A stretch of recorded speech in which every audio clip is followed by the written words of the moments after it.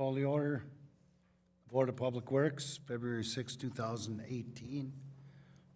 Notice has been duly posted.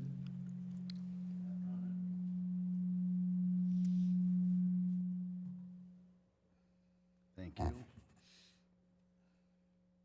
Roll call. Mayor Chilson, Here. Alderman Ron Jertson, Here. Alderman Harvey Bertrand, Here. Fred Bueller, Here. and Jared Holter is also here. Approval of the minutes. Motion to approve. Motion made by Ron, seconded by Harvey to approve the minutes. Discussion. Hearing none. All in favor signify by saying aye. Aye. Opposed, nay. Abstentions? So moved. Public input. Anyone wishing to give public input, please step to the podium. Give us your name, address, and you are limited to 3 minutes.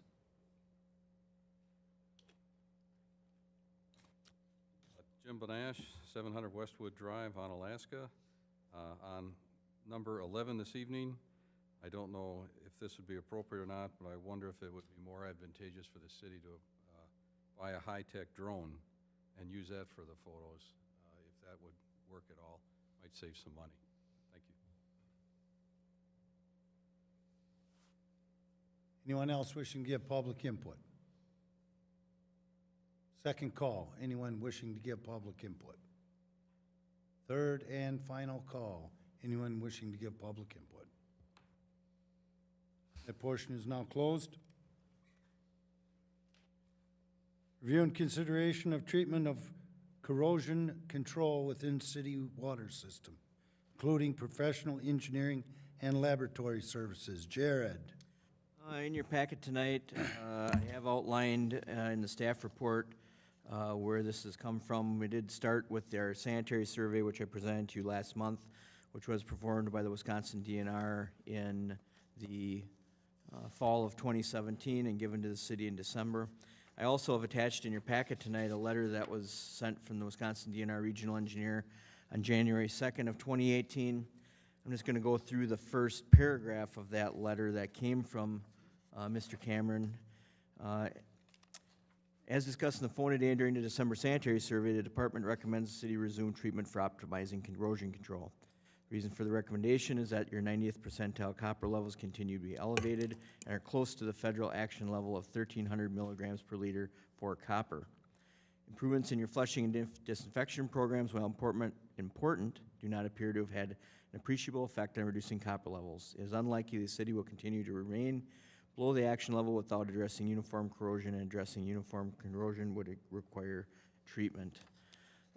So what the DNR and EPA call this is corrosion control. It's basically the interior of our piping system with our water chemistry that we have, with our pH of our water, due to where our water comes from and the hardness of it, it tends to be aggressive on our piping system. So we have, fortunately, we have very little lead in our system. We have, our city did not specify lead services for services in the street, but we do have almost every service in the city is almost all copper. So that is where we get into the copper part of this area. I'll go to the last page of that DNR letter again, and it states the department is supportive of your consideration to resume treatment to optimize corrosion control. So with this, what the city has done in years past is before we had the treatment process at well number 9, the city was adding a compound referred to as polyphosphates. It's almost like a soap when you look at it. In the early 90s, this was added because well number 9, after it went online, was experiencing high levels of iron and manganese, was causing black lines to build up in plumbing fixtures in people's homes. So the polyphosphate was added to sequester that iron and manganese. With that, we received a little bump of corrosion control with that, but it was not meant for that. Then went in 2012 and actually removed that because of the fact that we were not using well number 9 at that time because of the iron and manganese levels, and had made the decision to install a treatment facility at that well, which we actually installed in 2015. That was constructed. So with that, I'll go to the memo that's attached from Process Research Solutions. This is an engineering testing firm that we have worked with in the past. I'm going to go through some highlights of the memo that's attached in your packet tonight. So Process Research Solutions had installed monitoring stations that we had installed in one of our wells and a booster station, and we had those in 2008, 9, and 10. And the reason for that was to go over a variety of things in our water system, including copper, how the polyphosphate was working with that, and to look at our iron and manganese. With that, from that, we actually received, I didn't include in your packet tonight, but we have a 50-page report that was done in 2010 by that firm, outlining water quality investigation of our system. As I stated, due to the well number 9, iron and manganese, we did the treatment plant at that well. 2012, the DNR did approve. In that second paragraph, it states that the DNR did approve us removing the polyphosphates. It is an interesting graph in the bottom of that first page of the process research memo that's attached. It's also in our sanitary survey, but you can see we are required to test every 3 years approximately for copper and lead levels within our water system. And you can see that graph that's in there, there's a dashed line at the 1,300 milligrams per liter action level. We have been under that level, and then actually in 02, 05, it kind of dipped down, and then since 05, we've been seeing it come back up. With that, you can see that at 2017, we were just below the 1,300 milligrams per liter. We actually had, you're allowed 10% of your samples to be over. We had a couple samples that were over in the statistical analysis, but we had 6 samples, I think it was at least 6, that were in that 1,200 range. So we even looked at the 30 samples that were taken, looked at the lower samples, and we even see those starting to elevate. So that caused us that we knew something had to be done moving forward. That's what the DNR looked at, and that was the reason for the letter. What we're proposing to go forward with Process Research Solutions and going over it with the DNR regional engineer, there are limited amounts of things that we can do with our pH and the hardness of our water.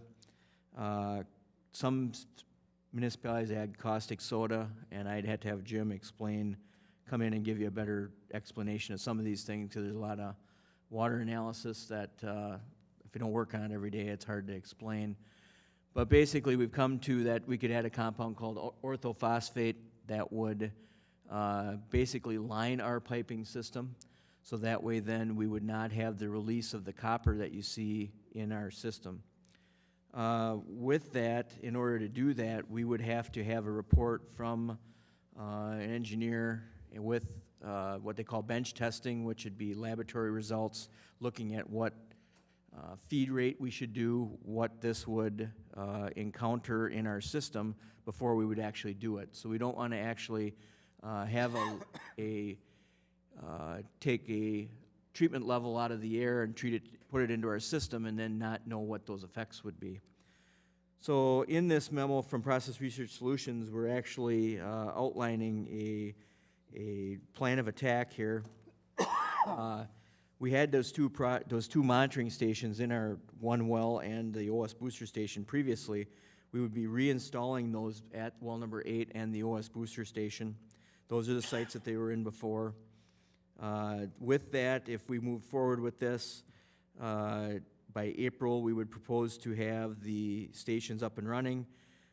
In the memo, it states 4 to 8 weeks to develop the films on the metal plates that are in there, so they need some time to actually react to our system. So by June of 2018, we'd have that done. Then we would actually start looking in the next 2 to 3 months at how much copper is released, how it's affecting the system. Those plates would be removed and then tested, and then the water coming through that testing device would be tested twice a week to see what the copper levels were. That would take us to September of 2018. At that point, we would know through the testing device what our copper release was. Now we would start in approximately September of 2018 to try to feed the orthophosphate at different levels to see how that would affect the copper plates, how that would affect our copper release. That would probably take us till December of 2018. And then at that time, hopefully we would have a proper amount of orthophosphate that we could add to our system, have data behind it to give to the DNR to say, this is what we think will happen, this is what we want to do, and then we would have a feed rate that then we would go through. I'm saying December 2018, could be anywhere between that and March, depending how things go. We might have to slow down for a month, depending on what's happening with the testing results. Maybe we try a feed rate and we want to go lower or more, see what's happening. So that's the reason that we've got about a year into this. We got actually slated to March, April, or May of 2019 is what this proposal is for. So with that, what we're proposing today would be for Process Research Solutions. Over the course of the next year, we would have not to exceed $17,000 for them to do the data analysis, do the work on the plates, to get the plates, assist us with all those things and the DNR needed reports. With that, then we'd also have about $21,280 of purchasing of the plates and laboratory work. So that would be continuous laboratory work that we would send out to a laboratory firm that would analyze the plates and tell us what the copper levels were. With that, I think we're being proactive. I know when I looked at the copper levels once Jim had gotten them back from the, as they started coming back from the lab, we started getting them in groups back based upon when we took the samples this summer. I knew that we would be needing to address corrosion with our water, within our water system. I did not plan on it starting till probably summer of 2018, but with the letter from the DNR, from a regional engineer, I really feel we should start it now. If we get this done in the next year and get the orthophosphate, if that's the road that we go down, then I think we will be going down, and get that operating in our system in the next year. We can give it a year to work in our system, so by the time we get to the third year, we're actually taking our next set of compliance samples for the DNR. I think we'll be in a good state to pass that testing, and hopefully by then, we will actually physically see our copper levels be reduced. So that's the plan of attack. I guess questions, I can try and answer them to the best of my ability. At some point, we'll have, you know, once we get going and doing this, there'll be reports coming in. We'd be updating the board on what we're finding and which direction we're going to go. Ron? What happens if we do nothing? If we do nothing, the DNR will probably send us a more stern letter that will say that we need to be doing something to get ready for it. If our next compliance sampling is not required until we just did those in the summer of 2017, so it's every 3 years. So it'd be in the summer of 2020 is when our next compliance sampling would come.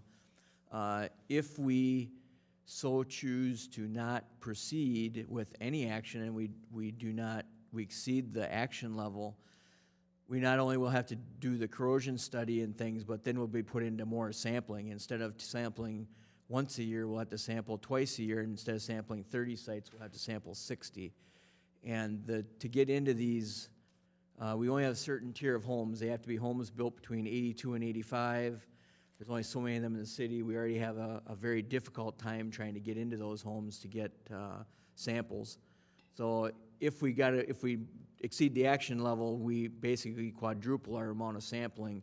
It would be a full-time person just doing the sampling, trying to get it done. So that's the reason part of the two, we're trying to be proactive. The corrosion itself, I did read all this material, and some of it I understand straight away. The polyphosphate, we've got chlorine in our water. Correct. That's- Chlorine, and we're seeing chloride levels increasing also, and those are two things that will eat at the, cause, and that's part of the That's what's study too. causing it. Yeah. That's what's causing every metal's gonna corrode. There's very few that don't. And as I read through it, and the one thing that popped out to me was that, the chlorine and the polyphosphate reacted together, and that's why we're getting the elevated. Somebody's gotta know what happened here, and the reason I'm taking that route is we're not very sure, and I read the ortho, we're not sure where we're at to make the fix. Do we need to do something? Well, the DNR is the one that's pulling the strings on this. Actually, the EPA is gonna, Well, the EPA and the DNR will, what, the right bucket and the left bucket. But my concern is, do we actually know that we're not gonna have some adverse effect from the ortho? Do we actually know that? I think I guess I'll go back a couple of things here. We used to add polyphosphates, so we quit that in 2012. So since 2012, we haven't added any phosphates to our water system. We do add chlorine to our water system. We add gas chlorine to our water system for treatment of the water to ensure that it is safe to drink. We feed at a level that in our system, we are a unique system because we are an elongated, angular system that we have wells in the north end of town, plus a well kind of by the high school. So we've got far reaches that we're trying to push the water out toward, let's say, Woodman's and South Kinney and La Crosse landfill. So we feed rates of chlorine that we can keep a residual of 0.3 milligrams per liter, which is required by the DNR for disinfection, that we actually test out in the furthest extents of our system. So they make us test, we send in BACT samples staggered every week at different sites, but they actually make us take those at Cedar Creek, they make us take them out in Nathan Estates, Lauderdale, La Crosse, out by La Crosse Industrial Park, South Kinney at the furthest reaches of our system. So that's part of the reason, we do feed a lot of chlorine into our system, and that to keep the disinfection level in the outer reaches. But talking with other areas, La Crosse has actually been they started adding a combination polyphosphate orthophosphate blend, more so for the sequestration of the iron that they've been finding in their system for about 5 years now. But talking to Abigail Cantor from Process Research Solutions, she has found similar areas that have had similar reactions as our water system had, and thinks this is what we will see and we'll be able to make it work. But We don't know. there's nothing with a water system that's a chemistry, it's basically a working chemistry set. There's no way I'm going to be able to tell you that for sure. There's no formula that's going to tell us that's going to work for sure. And the reason we were putting the poly in was to control basically the same thing that we try to control within the house. We were controlling the iron and manganese that we found in our system. We were getting to the point basically out toward the Woodman's area, out North Kinney, we were getting a black ring in toilets and sinks. So we're getting a black ring. So we started adding that polyphosphate back in the early 90s. What we would find is it would precipitate out quite a bit. We'd find it actually in our reservoirs. It was like a fluffy material that we'd actually, when we cleaned the reservoirs, we'd actually suck it out. But it would precipitate that material out, so then you wouldn't get that ring. Thanks, Jared. I wish I had a cut and dried solution. I think we need to go down this path and be cognizant of looking at what is happening as we go down this path to make sure that we as staff are monitoring what we're doing and hopefully getting the results we need or we think we can to succeed at lowering the copper levels. With that, you know, obviously we're cognizant of, I don't want to go down the road and come back in 18 months and say, well, we tried it, we spent all this money, and we have no more answers. That's not my overall goal. I would like to get to the point where we can do something that's DNR compliant, and obviously, as I stated when we did our sanitary survey for the water system, you know, we always strive to give the best water we can, the safest water. We try to ensure that we're meeting the public health and safety standards. We just had an interview a week ago about safety standards of water, and you know, we try to be the best that we can when we're supplying that precious resource. So, Yeah, thank you. Is the DNR, let's say over the last few years, are they pretty consistent in terms of this requirement, or this standard, or did they say, oh my gosh, you know, they do a study or they learn something else and it fluctuates back and forth? Are they pretty consistent in the lead and copper rule has been out since the early 90s from the EPA, and the DNR has been requiring sampling of municipalities for, you know, a long time since we've actually been doing it.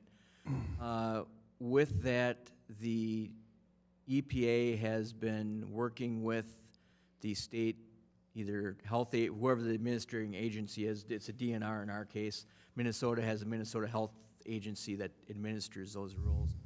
But they have been working with them in a lot closer fashion, and obviously after Flint, Michigan a few years ago, everything to do with corrosion and lead and copper has been elevated. So the Wisconsin DNR is feeling more pressure from the EPA that they are needing to ensure that we are following the rules and everything like that. Now, with that, I think the way we've been testing and just the data that we showed in the last 2 cycles of our copper levels going up, I don't envision that going down, so I don't think that's not even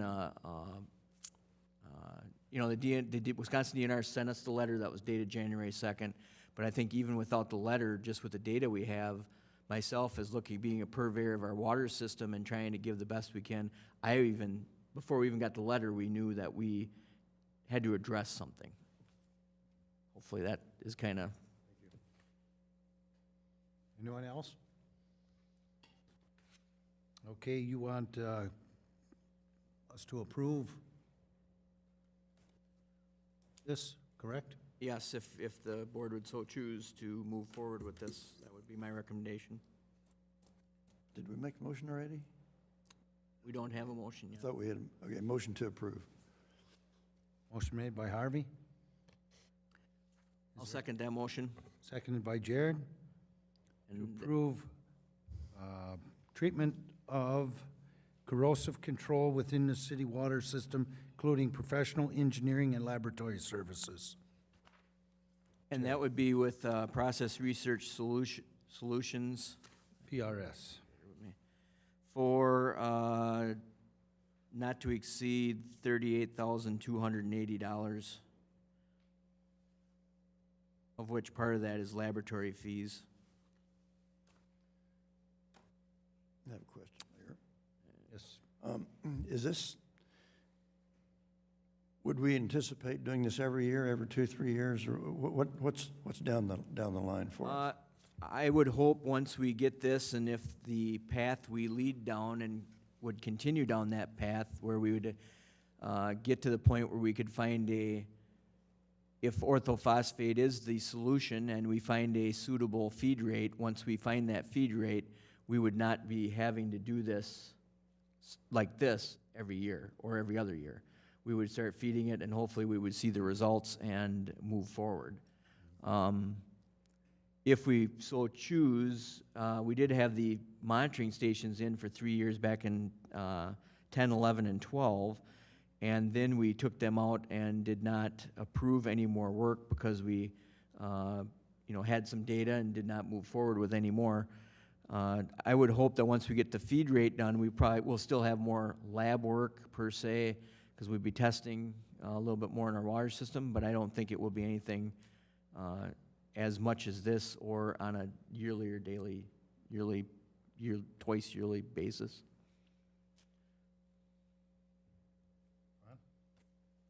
Is there another way we can go around getting the data other than we're the guinea pig? Because that's kind of what we're doing. We're doing our own little lab research project on the fly. That's what I'm getting, and I understand what we're trying to do. I definitely do. Yep.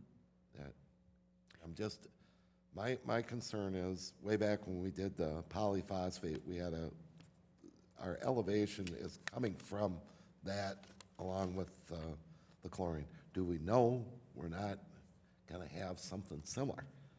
That's why I'm apprehensive on this. Yep. And I think when you look at what I look at with some of the data here is, our levels, the average, the level of copper, you look at the tests in here from 2000, it kind of slid up from 95 till 2002. Then we kind of went down from 2002 to 2011, and that was all while we're adding the polyphosphates. Then we didn't add polyphosphates after 2012. Well, 2011 we were already starting to go up, and then 14 and 17 were definitely up. So I don't think we had any increase from the polyphosphates per se. I guess at some point, I guess I can always get it's kind of like going to the doctor. We can always get a second opinion, there's not more than one way to skin the cat. I would agree with you, Ron, that we are kind of conducting a laboratory experiment, that we're putting in the sampling station to see what we're going to get and then try and get the right feed dose. It's under a controlled circumstance, so I hate to feed a really low amount in the system, and then we'd be testing it for the next 2 years, trying to figure out where the sweet spot is. I think we're going to get there faster by doing it this way. And I shouldn't say faster because it's going to be a process to get to that point, but I think we're going to be, once we get to that point through the process, then we'll have where we need to be. Mayor, I have a question. A lot of people have water distribution systems in this United States. And I would think that there are lots of cities with similar mineral contents.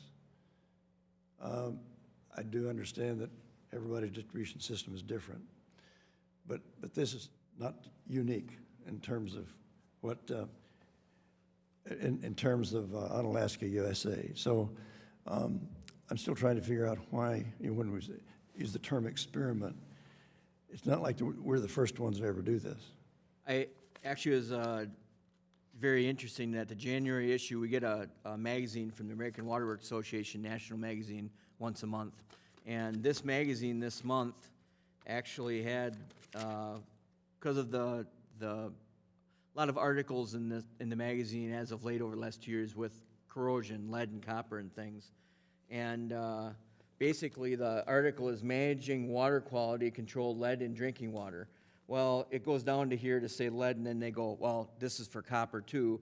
But basically, if you read this article, one of the biggest things they say is one of the biggest things people are using is orthophosphates to do what we're intending to do to not have the corrosion concerns. So this article's a national article, gets into a lot more chemistry than I did get a short chemistry lesson to really get into it. But you're right, it is a national issue. It's you can tell just by the articles that you see in the national magazine that is a trade association for every water system in the United States. So, Mayor, another question, or statement actually.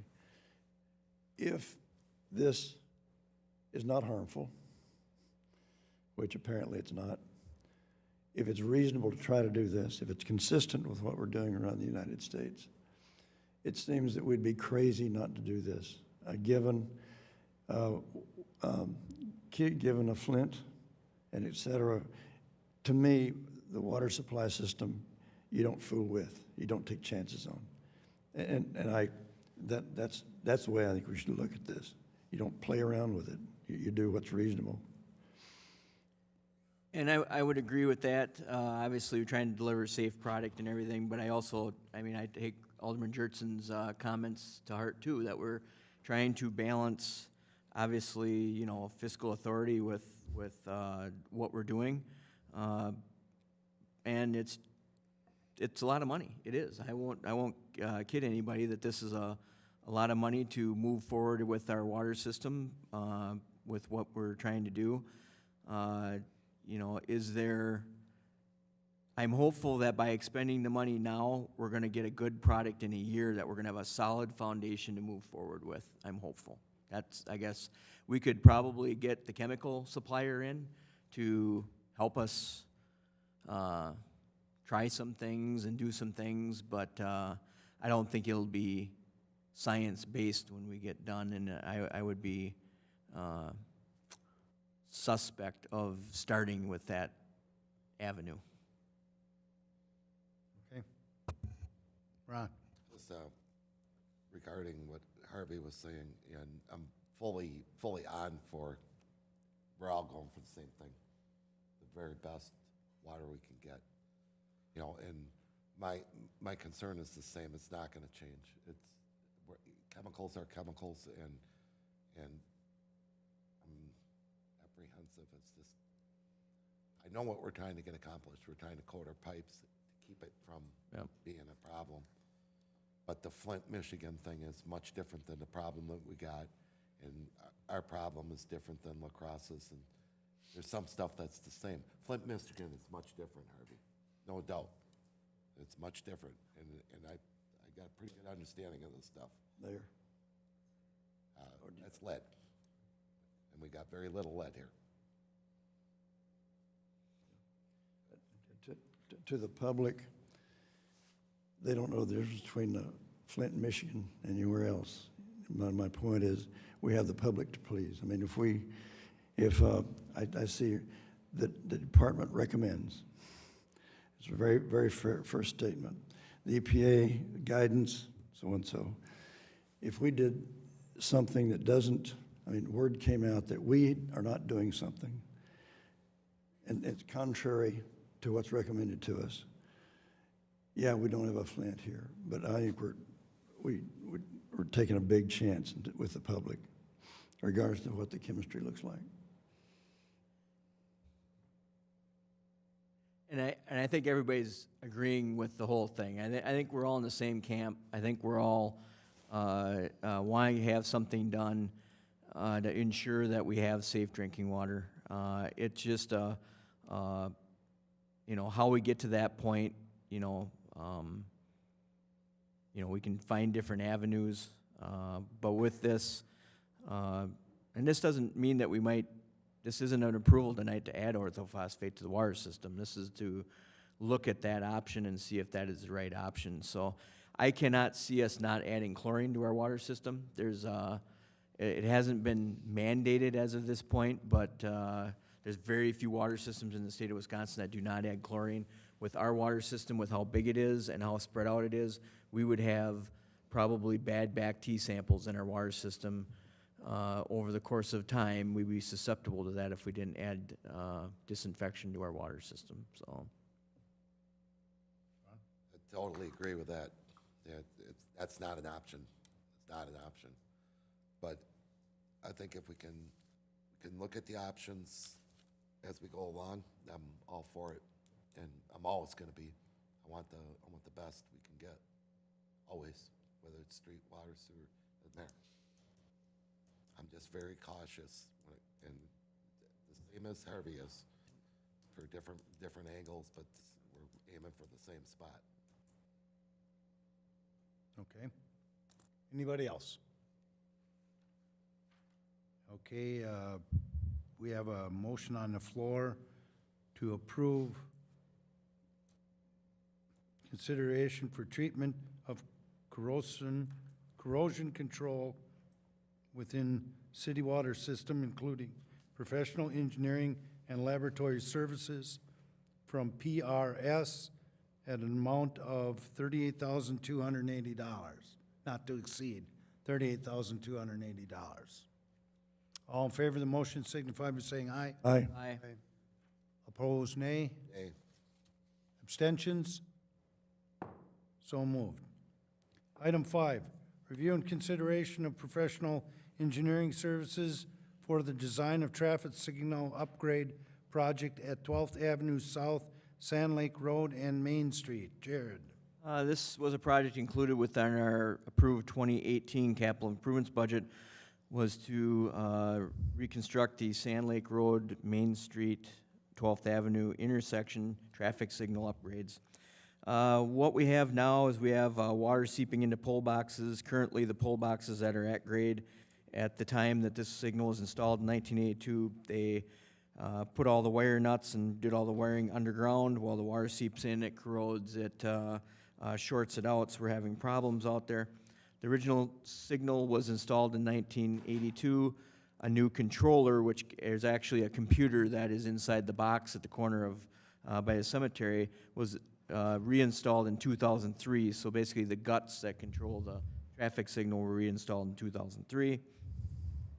With this project, we would also be taking some traffic counts to make sure our data is good for the timing of the signal.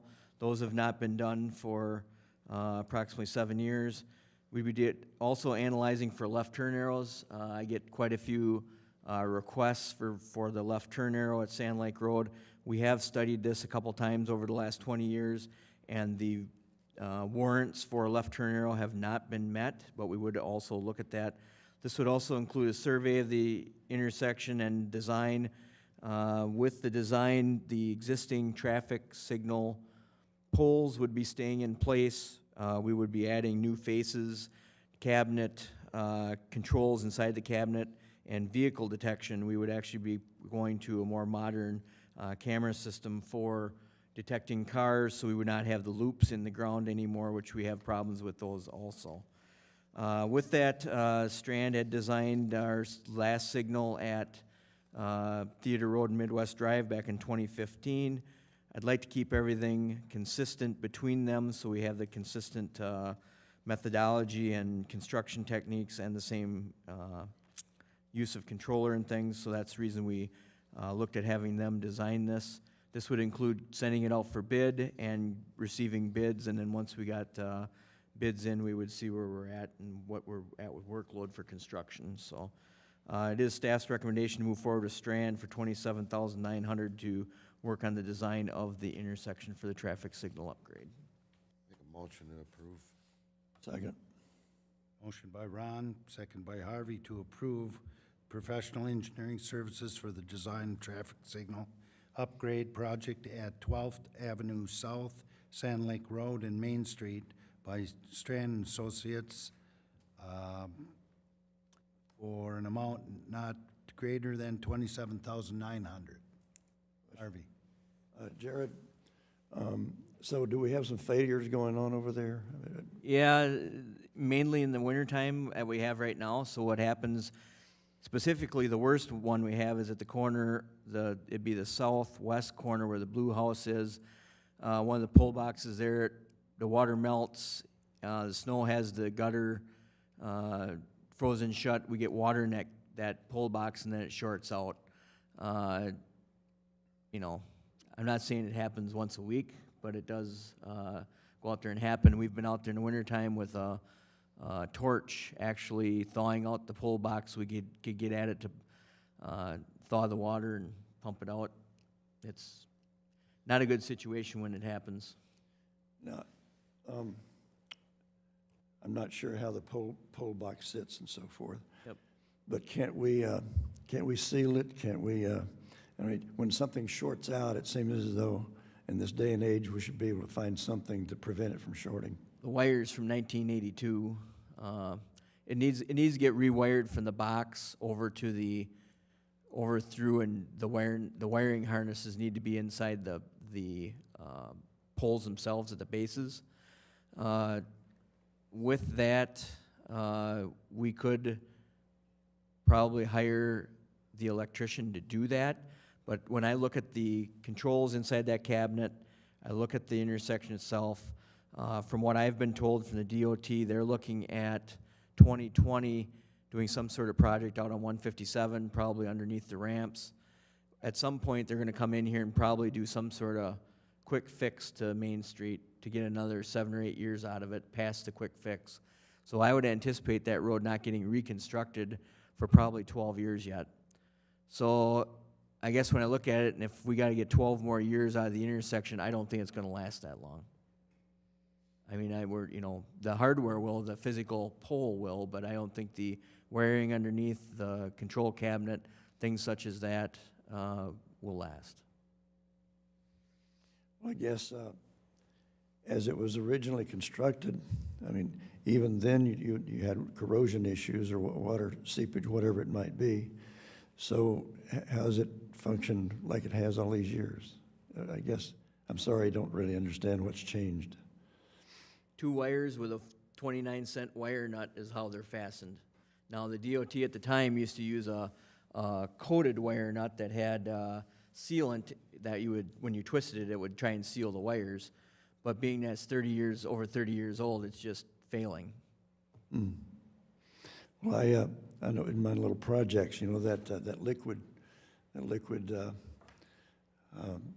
plastic tape, put that on there and it'll go forever. We're really good with duct tape. Okay. No, seriously, it just seems, I don't know, it seems like we should, I mean, you're saying that in X years from now, we're gonna redo that anyway. 7 to 12 years, we'll redo it anyway.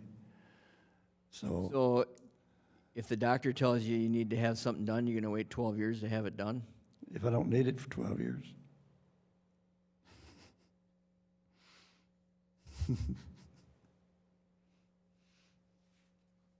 Ron? The Band-Aid for that is rerunning the wires, and you don't feel that that's gonna last? We could run the wires and, to try to get the wires to the outer loops are gonna be, that's part of the reason we're trying to go with the photo detection, is the outer loops are 125 feet down, so then you gotta get out in the street. There's a 1/2-inch conduit that you gotta run the wire out through in all 4 directions, so then we'd probably be ripping up the concrete pavement to put those in new. We did put new ones in front of St. Paul's Church when we redid because we had busted up concrete there, so those are a little bit better. You know, is this one where it would not last 12 years if we called up an electrician and told that you got a quote from a local electrician and spent, I don't know what it'd be, $30,000 to get it by? It probably could work. The way I look at that intersection with how much traffic goes through it and the trying to get it to ensure that it works, we're probably going to spend 15 just alone on the cabinet, on the new controller. Could we try and limp that by for another 12 years? We could, but like anything, any other computer you see around, it just gets to the point where no one will service it, no one will get, you know, there's just nobody. Eventually, all the new ones get replaced and nobody knows how to service it anymore except for the guy that's been there 50 years and he's hard to get here, so. I'm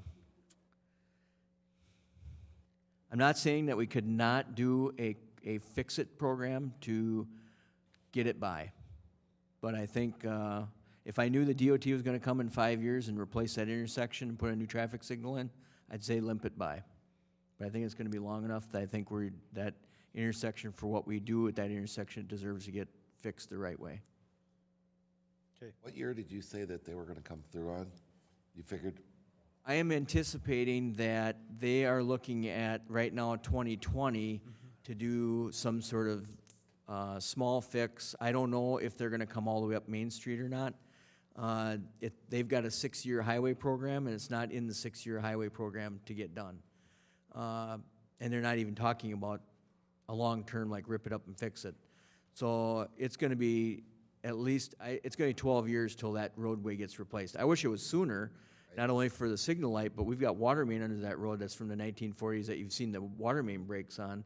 I'd love to get the water main replaced underneath it, but it just isn't in the cards right now. Mayor, no question. I guess, arguing for it, it would seem that, or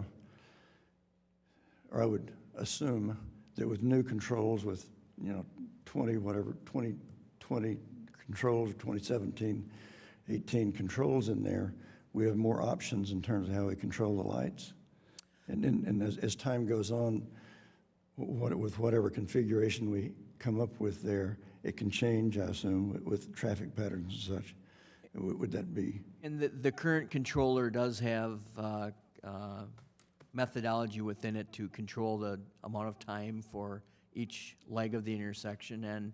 And we have looked at, if we would do this and rewire it, we would run the wire at the time to put the left turn arrow in, even if we don't install it now, in case we would need it in the future. So we would be trying to make sure we do everything we can that it would be operable for the full lifespan. Mr. City Administrator. Thank you, Mr. Mayor. As a reminder, the actual signal upgrades were included in the 2018 capital improvements budgets. The request here is actually for engineering services leading up to the reconstruction of that. I'd recommend on my level that we have the professional engineering done prior to doing any of the new signals coming in the air. Anything else? Okay, we have a motion on the floor. Professional engineering service for design of the traffic signal upgrade project, 12th Avenue South, Sand Lake Road, and Main Street from Strand, not to exceed $27,900. Jared? Oh, I thought you had your hand up. Okay. All in favor signify by saying aye. Aye. Aye. Opposed, nay? Abstentions? So moved. Item 6, review and consideration of proposals for tandem axle cab and chassis. Jared? In your packet tonight, we've got a bid tabulation for the cabin chassis tandem axle truck. This is included in the 2018 capital improvement budget. With this, we're currently going to be bidding out the box, plow, wing, the controls for the salting and plowing system will be bid out separately. Staff is recommending a 7400 International from DeBusch Truck and Diesel in the amount of $95,312, which includes the base bid and options B and C. Make a motion to approve. Motion by Harvey to approve. Proposals for tandem axle cab and chassis, seconded by Ron. Discussion. Fred? Jared, could you repeat that? I thought I heard, did you say 95,000 or 92,000? $95,312. Far right-hand column and the bottom, it's written down.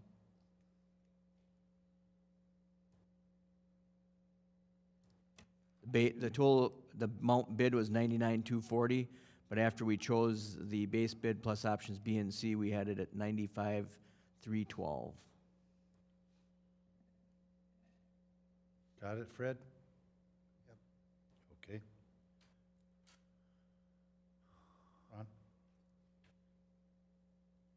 What is the option B to upgrade? What's the performance? The upgrade in the torque, we're getting a little bit bigger motor with the torque. We listed it as an option because we knew the Western Star would probably come in with a bigger truck because the way the trucks work out.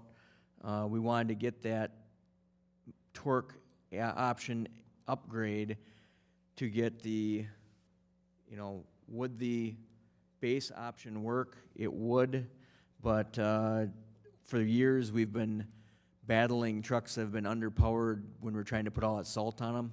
So we're carrying about 10 ton of salt on them. You can see the trucks keep getting bigger, but which is a good thing because we can carry more material and not come back to the shop so often to reload. But in discussing it with staff that worked on the specifications, we feel it's worth the $2,187 upgrade to get the bigger engine. In the grand scheme of that truck for the lifespan, it's you know, like going from having a 4-cylinder and going to a 6-cylinder. How many years we getting out of a dump? We anticipate that we're gonna get 15 good years out of them, and then it's gonna be, you know, up to 20. We're replacing, this truck will replace a 1999 Chevy single axle. We're actually going to another bigger truck. The next oldest truck we'll have is a 2007 that we will look at probably in 2019 or 20, being that 12 or 13 years old. We'll look at what we can get for trade value versus a new one, whether we upgrade it or not. But we buy all stainless. We buy them for 20-year lifespan. So we buy, I mean, these are, if you go to our shop and look at our trucks, they're stainless steel, they're properly powered, they have the proper gearing and things. We buy them to last. Thanks, Jared. Okay.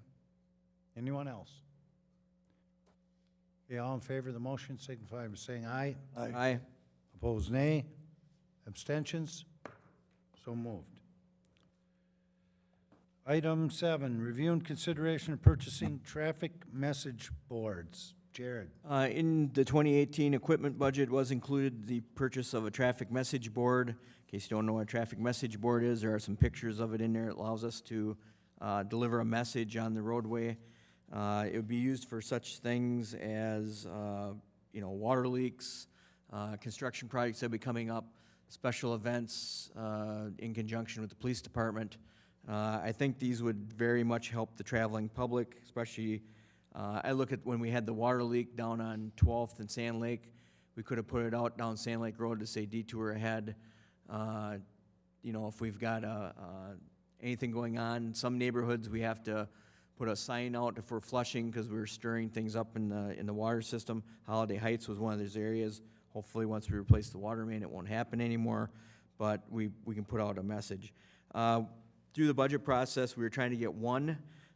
We had looked up some prices online, and we were trying to get one, figuring if we get one, we could at least get started.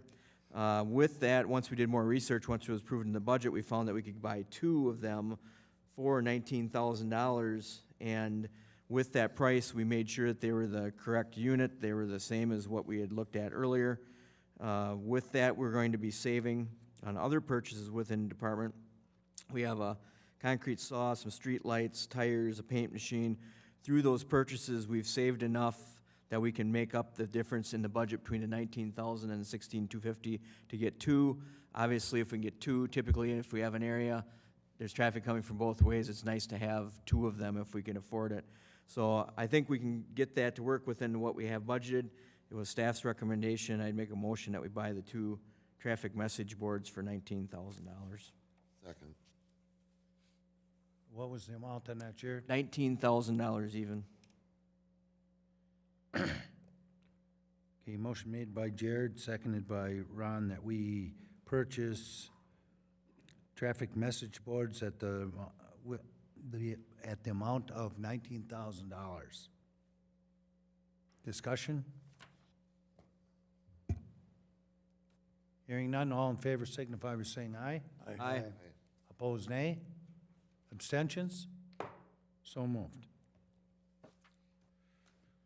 Item 8, review and consideration of 2018-2020 fire hydrant painting. Jared? In your packet tonight are 2 quotes for fire hydrant painting. We did solicit quotes for a 3-year period. We do paint approximately 150 hydrants every year. There are approximately 1,100 hydrants in the system, so about once every 8 years we paint them. If they do make it longer than that, we'd skip a year, but we're trying to continue on that pace right now. We tend to paint the ones along the primary route where we use more salt, tends to be painted more often, so it kind of works out. This is a yearly cost of $15,750. It is included in the water department operating budget every year, and staff's recommendation to move forward with that Davies Water for that amount. in the form of, I'd make that in the form of a motion, correct? okay? Second. Motion by Jared, second by Ron to approve the 2018-2020 fire hydrant painting proposal of $15,750. Fred? Just a couple of questions, Jared. Is this the same vendor we had the last time? It's been the same vendor we've had the last 2 or 3 years. We had a vendor about 3 years ago that gave us a really cheap price and did a really cheap job. So they're sandblasting as They're well? sandblasting, yeah, they've got an enclosure unit. They sandblast them down to the bare metal, put a yellow primer on, and then paint them green with the yellow or the white caps. You'll see them around town when they do it. You'll see all sorts of yellow fire hydrants around town and be like, what's a yellow fire hydrant in town for? So, Okay. Any other question, Fred? No. That was it? we give Fred a paintbrush. All in favor of the motion signify by saying aye. Aye. Opposed, nay. Abstentions? So moved. Item 9, review and consideration of purchasing engineering department survey equipment. Jared? In your packet tonight, I've included a quote from Topcon Instruments for a GPS rover unit to use in our surveying. Currently, we have a total station that's robotic, so we do it as a one-man unit. Kevin goes out, does surveying on projects. He can do it by himself, but what we've found is the total station is only good to about 600 feet away from the unit. Also, that total station has to maintain line of sight at all times, and the fact if you have any vehicles going through, it disrupts the total station, so then you have to reacclimate the machine to the target. Just to give you an idea, we're working on Holiday Heights right now. Kevin's got the survey done. He's working on design right now. There's 21 control points that he sets the instrument up on. With this new unit, we'd have one control point, and he could shoot the whole neighborhood. No cars, no nothing. If you look at the state jobs, everything, you can see that they've all got the little rover unit on top of the survey stick, and this is what the industry is going toward. With our engineering department being a one-man show, basically Kevin doing the engineering, we don't have the engineering aid anymore to really have an extra person. This is really keeps us working faster. We're trying to find ways to be more efficient. A lot of work in the capital improvements budget in the next couple of years. This will really help us out, so. Make a motion to approve. Second. Motion made by Ron, seconded by Harvey to approve purchasing engineering department survey equipment. Discussion? That was budgeted in the 2018 equipment budget, and we did come in just under the budgeted amount. Okay. 23,000? $23,696.35 is what the amount was that we were proposing. All in favor signify by saying aye. Aye. Aye. Opposed, nay. Abstentions? So moved. Item 10, review and consideration of 2018-2020 sanitary sewer televising. In your packet tonight, we have two quotes for sanitary sewer televising. We have had Flow-Rite Pipe and Sewer Services perform this for us in the past. They are proposing 50 cents a lineal foot. We do include this in our yearly operating budget. We are approximately 5 years into the televising of our sanitary sewers. With this each year allotment, we'd be doing about 9 miles, have about 100 miles of sewer. It's going to take us about 11 years. We're about halfway into it. This is how we actually caught the post holes out on Highway 16 where the state had driven into our concrete storm interceptor pipe out in that area. It's just very valuable information. It's actually recommended for us to do it as part of our guidelines for our CMAR for the maintenance of the sanitary sewer system. It's just good to have it done. We know where all the laterals are. It's just good information. Hopefully at some point we will get to the point on our Infomap system, once we get enough space and figure out how to put it on the server where you'll be able to actually click on any sanitary sewer and pull up the video. That's our next step, but we're still working through technical hurdles to get to that point, but we'll get there. Make a motion to approve. Second. Motion by Ron, seconded by Harvey, to approve the 2018-2020 sanitary sewer televising. With flow right pipe and sewer services, correct? Pardon me? With flow right pipe and sewer services, With flow right pipe and sewer services. correct. Okay. Discussion. Hearing none, all in favor signify by saying aye. Aye. Opposed, nay. Abstentions? So moved. Item 11, review and consideration of 2018 orthophotography flight. So in your packet tonight, we have a proposal for a ortho-flight aerial photo flight through the city. This would be the 3-inch orthos, so it'd be 3-inch resolution. We did have a question during public comment about the drone. As much as I wish the drone would fly over and take all my pictures for me, which it would, what this does actually is it's actually surveyed in, so they actually put the, if you've ever been out and seen the white crosses out on the road in certain spots, what they do is they fly over, then take the pictures, readjust the photos so they all match and they all seamlessly go together and they're all to scale. So when we do it, we actually use these quite a bit. Kevin uses them, for instance, in our paving projects. Different projects, we use these as our base info if we're doing a project where we don't have to have survey grade accuracy where we'd have to go out with the survey instrument we just talked about. If we can go to a lesser accuracy, we use the actual aerial photo and go on there and do that. And also with the aerial photo, I can go onto our GIS system. Our GIS specialist does this too. We can actually measure distances, do estimates, do things like that.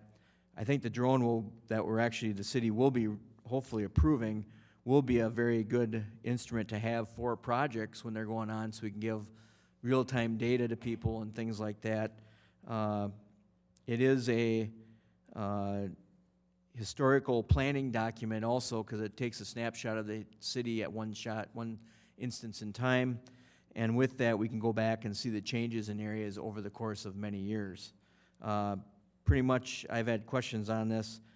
There is hardly a day that I don't have the air photo up on my computer where someone's calling me, asking questions.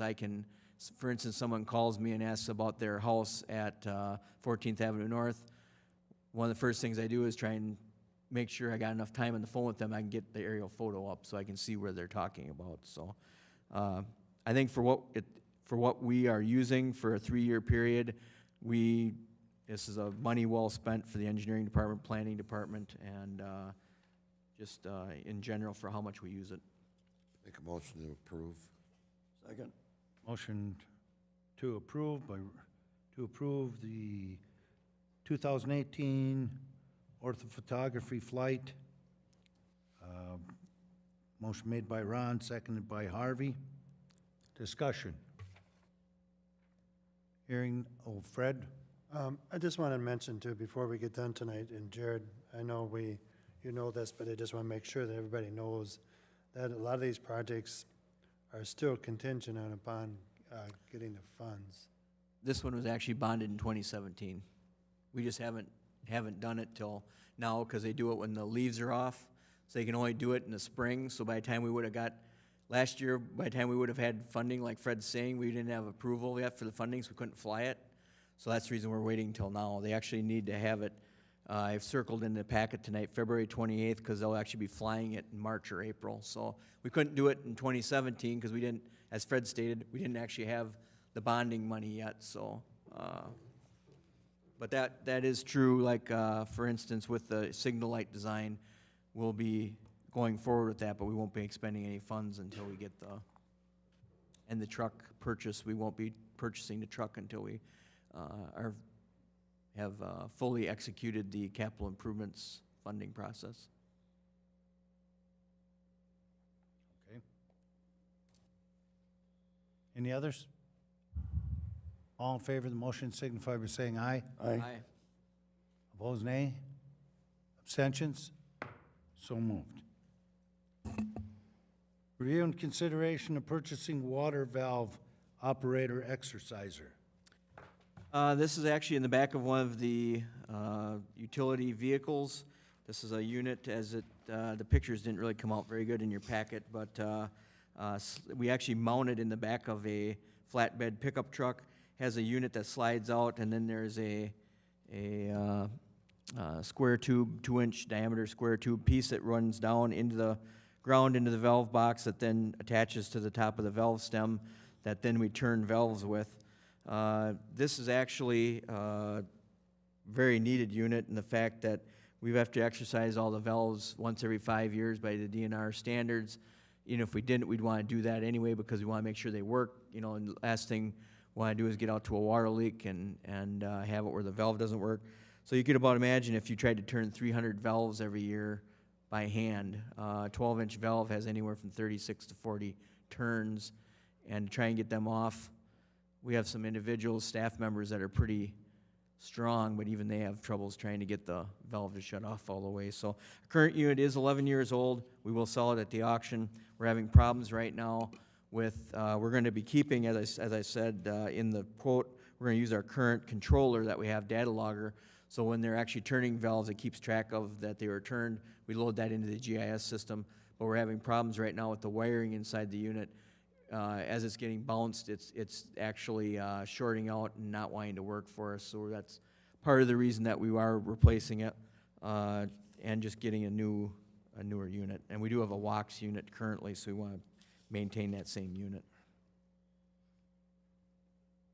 And it was budgeted for $26,000. The cost we're proposing tonight is $23,100.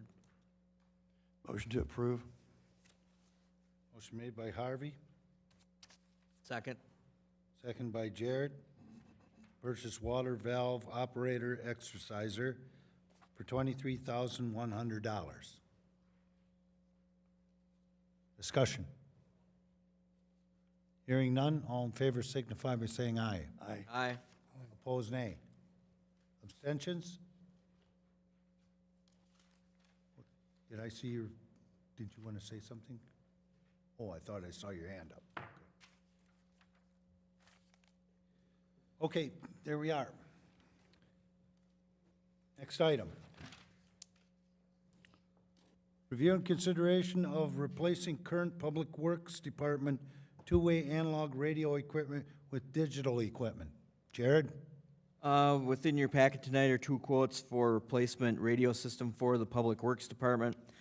This would replace the handheld units and units within our vehicles. This would not replace all of the units within the vehicles because we have approximately 7 or 8 right now that we've actually bought digital radios for, as we've been replacing those units with new vehicles that have been coming in, new dump trucks, new tractor backhoe, things like that. We've been putting in the new radio instead of taking out the old one out of the old unit.